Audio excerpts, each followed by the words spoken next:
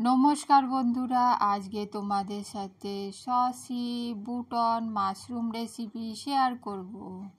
বন্ধুরা, এই saucy বুটন mushroom রেসিপিটা খেতে খুব টেস্টি হয়। তোমরা বানিয়ে দেখবে, তোমাদেরও খুব ভালো লাগবে। প্রথমেই আমি মাশরুম নিয়ে নিয়েছি। মাশরুমটাকে খুব ভালো করে ধুয়ে নেব। একটা পাত্রের মধ্যে জল নিয়ে নিয়েছি। এই জলের মধ্যে মাশরুমটা ধুয়ে নেব। মাশরুমটা আমি দিয়ে দিচ্ছি জলের মধ্যে, দিয়ে দিলাম মাশরুমগুলো। এবার আমি মাশরুমটাকে খুব ভালো করে ধুয়ে নিচ্ছি, একদম পরিষ্কার করে নেব। বন্ধুরা, মাশরুমটা এখানে খুব ভালো করে দেখো পরিষ্কার করে নিচ্ছি। গায়ে একটা কালো ছোপ ছোপ রয়েছে, সেই জন্য খুব ভালো করে আমি পরিষ্কার করে নিচ্ছি। বন্ধুরা, সব জিনিস একটু পরিষ্কার পরিচ্ছন্ন করে রান্না করলে ভালো লাগে, সেই জন্যে আমি পরিষ্কার করে নিচ্ছি। বন্ধুরা, এখানে একটু পাতলা খোলা রয়েছে, সেই খোলাগুলো আমি একটু ছাড়িয়ে ফেলে দিচ্ছি। সবগুলো এইভাবে একটু পরিষ্কার করে নেব। পরিষ্কার করে নিয়ে খুব ভালো করে ধুয়ে নেব। তারপরে বন্ধুরা, এটাকে পিস পিস করে কেটে নেব। বন্ধুরা, এইভাবে আমি সব মাশরুমগুলো পরিষ্কার করে নেব। দেখো বন্ধুরা, আমার সব মাশরুমগুলো পরিষ্কার করা হয়ে গিয়েছে। এবার আমি পিস পিস করে কাটবো। প্রথমে আমি একটা গাজর নিয়ে নিয়েছি। গাজরটা প্রথমে কেটে নিচ্ছি। বন্ধুরা, গাজরগুলোকে পাতলা পাতলা পিস করে কেটে নেব। বন্ধুরা, ভিডিওটা যাতে বড় না হয়ে যায়, সেই জন্যে আমি একটু স্পিড বাড়িয়ে দিয়েছি। স্পিড বাড়িয়ে দিয়ে তোমাদের দেখাচ্ছি। দেখো বন্ধুরা, খুব সুন্দরভাবে পাতলা পাতলা করে গাজরগুলো কেটে নিচ্ছি। বন্ধুরা, তোমরাও এইভাবে পাতলা পাতলা করে গাজরগুলো কেটে নেবে। এখানে আমার গাজরগুলো কাটা হয়ে গিয়েছে। খুব সুন্দরভাবে গাজরগুলো কেটে নিয়েছি। এবার আমি বরবটি নিয়ে নিয়েছি। বরবটিগুলো ছোট ছোট একটুখানি কেটে নেব। দেখো বন্ধুরা, আমি এখন বরবটিগুলো কেটে নিচ্ছি, ছোট ছোট কুচি কুচি করে নিচ্ছি। বরবটিগুলো খুব বেশি বড় থাকলে ভালো লাগবে না, সেই জন্যে এরকম ছোট ছোট পিস করেই কাটতে হবে। বন্ধুরা, তোমরা এইভাবে কেটে নেবে। এবার আমি টমেটো কেটে নেব। দুটো টমেটো নিয়ে নিয়েছি। টমেটোগুলোকেও পাতলা পাতলা করে কেটে নেব। টমেটোগুলো পাতলা পাতলা করে কেটে নিচ্ছি। প্রথমে 4 ভাগ করে নিলাম, তারপরে এইগুলো পাতলা পাতলা করে কেটে নিয়েছি। যেগুলো একটু মোটা রয়েছে সেগুলোকে আরও পাতলা করে নিলাম। বন্ধুরা, তোমরা এইভাবে পাতলা পাতলা করে টমেটোগুলো কেটে নেবে। এবার আমি পেঁয়াজ নিয়ে নিয়েছি, দুটো পেঁয়াজ নিয়েছি। পেঁয়াজগুলোকেও আমি কেটে নেব। দেখো বন্ধুরা, পেঁয়াজগুলো আমি প্রথমে খোলা ছাড়িয়ে নিচ্ছি। পেঁয়াজগুলোর খোলা ছাড়িয়ে নিয়ে খুব ভালো করে ধুয়ে নিতে হবে, কারণ পেঁয়াজের গায়ে একটু নোংরা থাকে, সেই জন্যে ধুয়ে নেব। আর এইগুলোকে কুচি কুচি করে কেটে নেব। পেঁয়াজগুলোকে খুব ভালো করে কুচি কুচি করে কেটে নিচ্ছি। বন্ধুরা, তোমরা দেখতে থাকো, আমার পেঁয়াজ কাটা এক্ষুনি হয়ে যাবে। পেঁয়াজ কাটা হয়ে গিয়েছে। এবার আমি একটা থালার মধ্যে তুলে নেব। পেঁয়াজগুলো একটা থালার মধ্যে তুলে নিলাম। এবার একটা আলু নিয়ে নিয়েছি। প্রথমে আলুটার খোসা ছাড়িয়ে নিচ্ছি।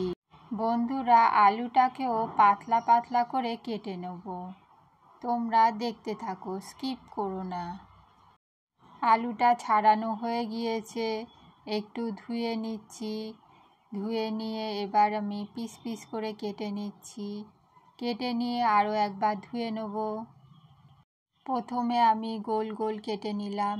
এবার পাতলা পাতলা ছোট ছোট পিস করে নেব, লম্বা লম্বা করে। বন্ধুরা, তোমরা আমার সঙ্গে থাকো, দেখতে থাকো, তোমাদের খুব ভালো লাগবে।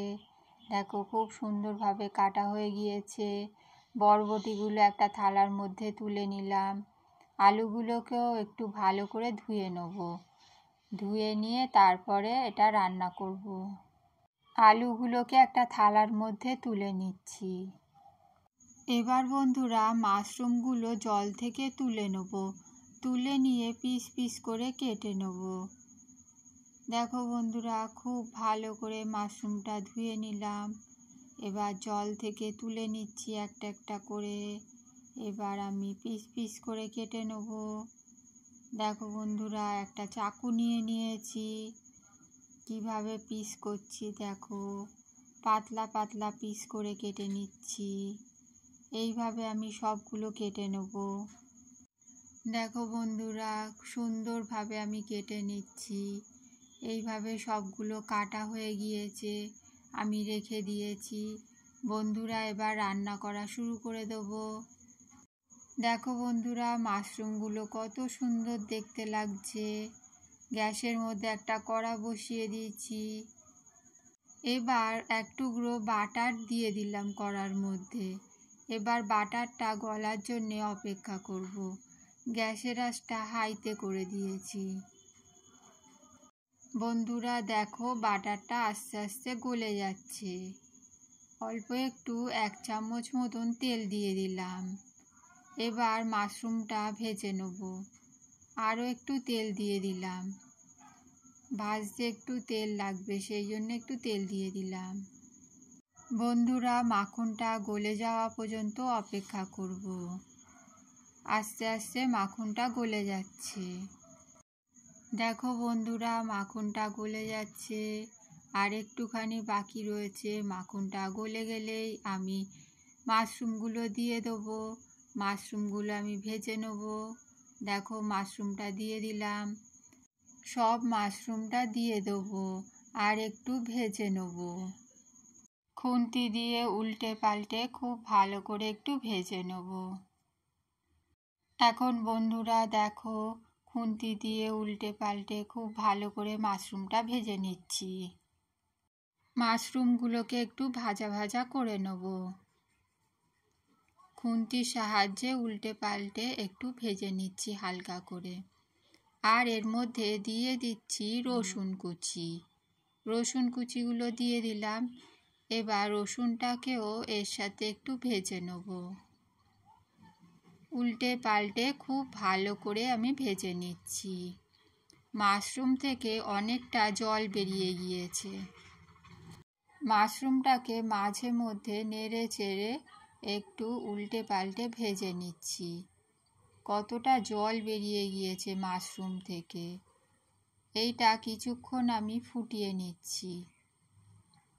আর মাঝে মধ্যে এই নাড়াচাড়া দিয়ে উল্টে পাল্টে দিচ্ছি। এইভাবে কিছুক্ষণ করার পর আমি এর মধ্যে টমেটো কুচিগুলো দিয়ে দেবো। বন্ধুরা দেখো, অনেকটা জল বেরিয়ে গিয়েছে, টকবক করে জলটা ফুটছে। টমেটো কুচিগুলো দিয়ে দিলাম। টমেটো কুচিগুলো দেওয়ার পর খুন্তির সাহায্যে আমি উল্টে পাল্টে একটু নেড়ে চেড়ে দেব। মাশরুম আর টমেটো কিছুক্ষণ নেড়ে চেড়ে ফুটিয়ে নেওয়ার পর আমি একটা পাত্রের মধ্যে এটা নামিয়ে রেখে দেব। কিছুক্ষণ এটাকে ফুটিয়ে নিতে হবে। ফুটিয়ে নেওয়ার পর এটাকে আমি একটা পাত্রে নামিয়ে রেখেছিলাম। এবার গ্যাসের মধ্যে কড়া বসিয়ে দিয়েছি, তেল দিয়ে দিয়েছি সাদা তেল। আলুগুলো দিয়ে দিলাম। আলুগুলো একটু ভেজে নেব। আলুগুলো ভাজার সময় অল্প একটু লবণ দিয়ে দেবো। আলুগুলো উল্টে পাল্টে কিছুক্ষণ ভাজার পর আমি গাজর আর বরবটিগুলো দিয়ে দিচ্ছি। গাজর আর বরবটিগুলো খুব ভালো করে ভেজে নেব। খুন্তির সাহায্যে উল্টে পাল্টে ভেজে নিচ্ছি। খুব কড়া করে ভাজতে হবে না, হালকা ভাজলেই হবে। হালকা করে সব কিছু একটু ভাজা ভাজা করে নেব, যাতে সবজির কাঁচা গন্ধটা চলে যায়। অফ ক্যামেরায় আমি হলুদ আর লবণ দিয়ে দিয়েছিলাম। উল্টে পাল্টে একটু হালকা ভেজে নিয়েছি। এবার পেঁয়াজ কুচিগুলো দিয়ে দিলাম। পেঁয়াজ কুচিগুলো হালকা করে ভেজে নেব। সবজির সাথে পেঁয়াজগুলো আমি ভেজে নিচ্ছি। উল্টে পাল্টে হালকাভাবে ভেজে নেব। বন্ধুরা, খুব ভালো করে আমি ভেজে নিচ্ছি। এবার এর মধ্যে কিছু মশলা দিয়ে দেবো। প্রথমে আমি ধনে গুঁড়ো দিয়ে দিলাম, এবার জিরে গুঁড়ো দিয়ে দিলাম, আর দিয়ে দেবো গরম মশলার গুঁড়ো। সব কিছু মশলা দিয়ে খুব ভালো করে ভেজে নেব। লঙ্কার গুঁড়োও দিয়ে দিলাম। সব কিছু দিয়ে খুব ভালো করে আমি ভেজে নেব। জিরের গুঁড়ো, ধনের গুঁড়ো, গরম মশলার গুঁড়ো আর গোলমরিচ গুঁড়ো সব কিছু দিয়ে ভেজে নেব। আর একটু নুন দিয়ে দিলাম পরিমাণ মতন। উল্টে পাল্টে খুব ভালো করে মশলাগুলো আমি ভেজে নিচ্ছি। সবজিগুলো কিছুক্ষণ ভাজার পরে এই মশলাগুলো দিতে হবে। দিয়ে মশলাগুলোকে খুব ভালো করে ভেজে নিতে হবে। দেখো বন্ধুরা, খুব ভালো করে মশলাটা আমি ভেজে নিচ্ছি। একটু কিছু সময় নিয়ে ভাজা ভাজা করে নেব। আর এর মধ্যে সয়া সস একটু দিয়ে দিলাম। 2 চামচ মতন সয়া সস দিয়ে দিলাম। নেড়ে ছেড়ে খুব ভালো করে মিশিয়ে নিচ্ছি। মশলাটার সাথে সবজিগুলোকে একটু ভাজা ভাজা করে নিলাম। কিছুক্ষণ এইভাবে ভেজে নেওয়ার পর আমি এর মধ্যে দিয়ে দেবো, প্রথমে মাশরুম আর টমেটো ভেজে রেখে দিয়েছিলাম, সেটা আমি দিয়ে দেবো। কিছুক্ষণ আমি ভেজে নেওয়ার পর এইটা দিয়েছি। দিয়ে খুব ভালো করে আবারও সব কিছু খুব ভালো করে মিশিয়ে নেব। আর একটু ভাজা ভাজা করে নেব। বন্ধুরা, তোমরা এই রেসিপিটা বানিয়ে দেখবে, খেতে খুব ভালো হয়। কিছুক্ষণ ভাজার পর এর মধ্যে দিয়ে দেবো চিলি টমেটো সস। দেখো বন্ধুরা, আমি এখন চিলি টমেটো সস দিয়ে দিচ্ছি। 3 চামচ মতন সস দিয়ে দিলাম। এবার আবারও সব কিছু খুব ভালো করে মিশিয়ে নেব। আর একটু সয়া সসও দিয়ে দিলাম। দিয়ে সব কিছু খুব ভালো করে মিশিয়ে নেব। কিছুক্ষণ ভাজা ভাজা করে নেব। চিনি দিয়ে দিলাম। চিনি দিলে তরকারির টেস্টটা ভালো আসবে। উল্টে পাল্টে এইভাবে সব কিছু আমি মিশিয়ে নিচ্ছি। সব কিছু খুব ভালো করে কষানো হয়ে গেলে এর মধ্যে আমি জল দিয়ে দেবো। জল দিয়ে দিলাম পরিমাণ মতন। খুব বেশি জল দেব না। সবজিগুলো সেদ্ধ হওয়ার মতন জল এর মধ্যে দিয়ে দিচ্ছি। জল দিয়ে দিয়েছি, আর জল দেব না। এই জলেই সবজিগুলো সেদ্ধ হয়ে যাবে। এবার যখন টকবক করে ফুটতে শুরু করবে তখন গ্যাসের আঁচটা লো করে দেবো। লো করে ঢাকা চাপা দিয়ে সবজিগুলো সেদ্ধ হওয়ার জন্য রেখে দেবো। আর মাঝে মধ্যে ঢাকনা খুলে দেখব যে সবজিগুলো সেদ্ধ হয়েছে কিনা। বন্ধুরা, সব কিছু খুব ভালো করে মিশিয়ে নিয়েছি। এবার আমি ঢাকা চাপা দিয়ে দেবো। ঢাকা চাপা দিয়ে সবজিগুলো সেদ্ধ হওয়ার জন্য রেখে দেবো। আর মাঝে মধ্যেই ঢাকনা খুলে দেখব যে সবজিগুলো সেদ্ধ হয়েছে কিনা। কিছুক্ষণ পর আমি ঢাকনা খুলে দেখছি সবজিগুলো সেদ্ধ হয়েছে কিনা। খুন্তি দিয়ে একটু উল্টে পাল্টে দেব। আর এই খুন্তি দিয়ে দেখছি আলুগুলো সেদ্ধ হয়েছে কিনা। আলু এখনও সেদ্ধ হয়নি, একটু শক্ত রয়েছে। আর কিছুক্ষণ সেদ্ধ করতে হবে। আর কিছুক্ষণ ঢাকা চাপা দিয়ে রেখে দিলেই আলুগুলো সেদ্ধ হয়ে যাবে। সব কিছু আমি দেখে নিচ্ছি সেদ্ধ হয়েছে কিনা। আবারও ঢাকা চাপা দিয়ে রেখে দেবো। আর একটু সেদ্ধ হলেই হয়ে যাবে। একটু সেদ্ধ হওয়া বাকি আছে। বন্ধুরা, আবারও ঢাকনা চাপা দিয়ে রেখে দেবো কিছুক্ষণ সেদ্ধ হওয়ার জন্যে।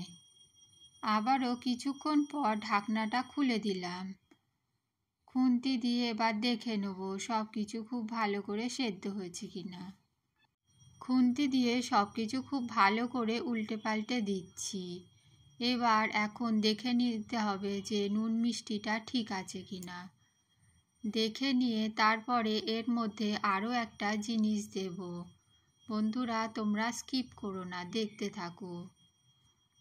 নুন একটু কম ছিল বলে নুন দিয়ে দিলাম। নুন দিয়ে সব কিছু খুব ভালো করে মিশিয়ে নেব। আবারও একটা বাটির মধ্যে অল্প একটু জল নিয়ে 2 চামচ ময়দা গুলে রেখেছিলাম, সেই জলটা আমি দিয়ে দিলাম। এবার নেড়ে চেড়ে সব কিছু মিশিয়ে নেব। যাতে তরকারিটা একটু ঘন হয় তাই জন্যে ময়দাগুলা জল দিয়ে দিলাম।